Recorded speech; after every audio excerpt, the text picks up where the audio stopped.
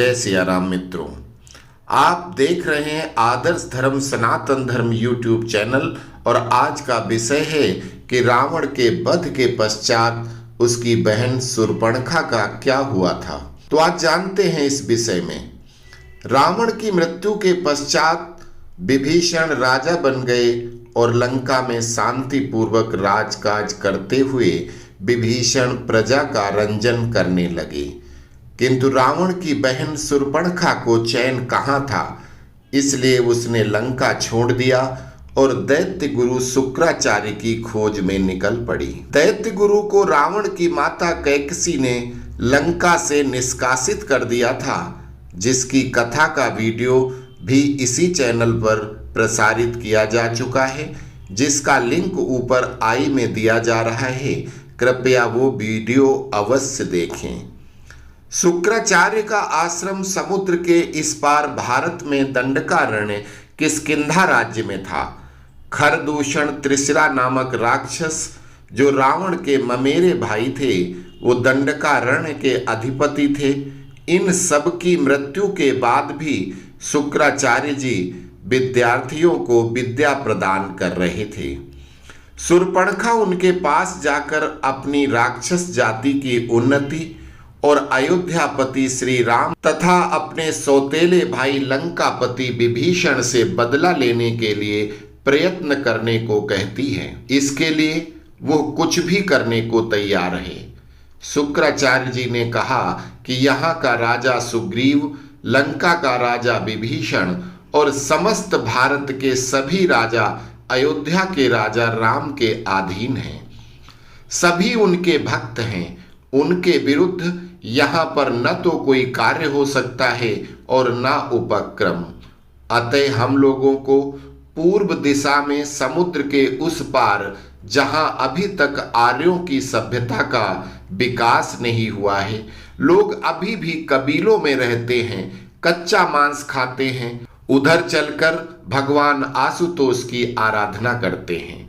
शूर्पणखा के साथ शुक्राचार्य मंत्र शक्ति से समुद्र पार करके आज के अरब देश पहुंचते हैं, जहां के सभी लोग कबीलों में रहते थे और पशुओं की तरह जंगलों में कच्चा मांस, फल आदि खाते थे, जिनके मध्य आपस में मार काट होती रहती थी, जिसके सिर्फ दो कारण होते थे।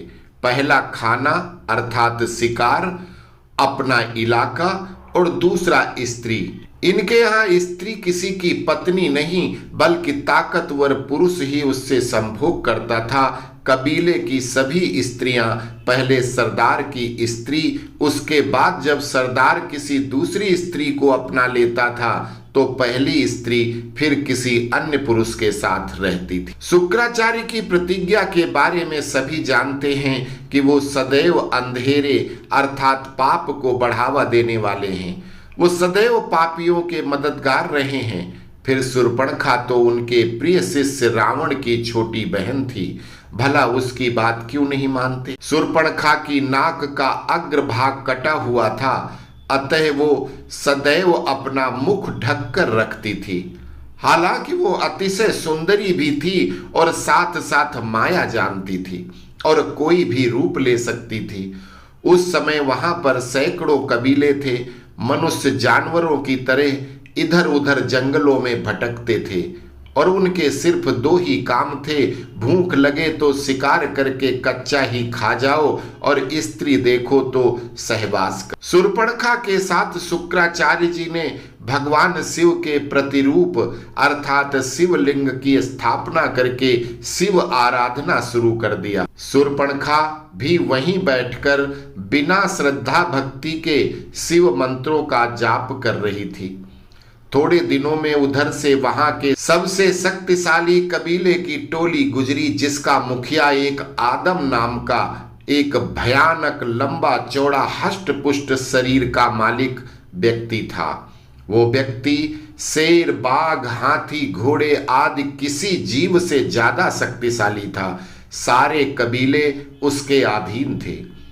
उसकी एक ही कमी थी कि वो पशुओं की तरह नंगा रहता था और किसी भी स्त्री को देखकर जब तक उसको पा नहीं लेता था तब तक बराबर प्रयास करता रहता था। राक्षस टोली ने देखा कि एक बूढ़ा व्यक्ति हवन कर रहा है। उसके सामने एक स्त्री जिसने मुख पर कपड़ा ढक रखा है।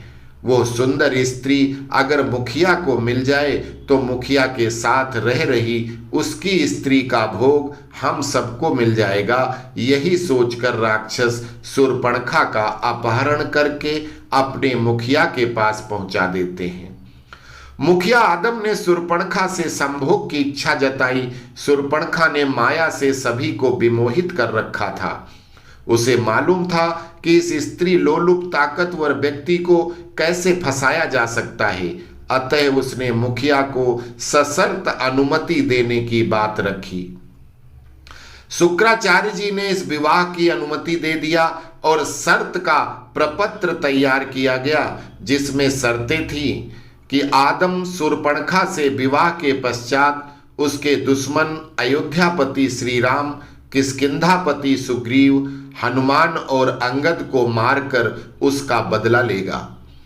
शूर्पणखा को अगर आदम की अन्य पत्नियों के कारण उससे अलग होना पड़ा तो लंका, किष्किंधा सहित अयोध्या की समस्त संपत्ति राज्य शूर्पणखा को देनी होगी।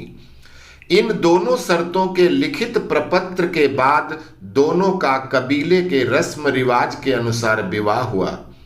जब विवाह के बाद आदम ने पत्नी का घूंघट हटाया और उसकी नाक कटी हुई देखी तो 10 कदम पीछे हट गया, और जब उसने रो रो कर अपनी व्यथा बताई तो आदम को उसके प्रति सहानुभूति जागृत हो गई और उसने श्री राम लक्ष्मण से बदला लेने की प्रतिज्ञा कर डाली।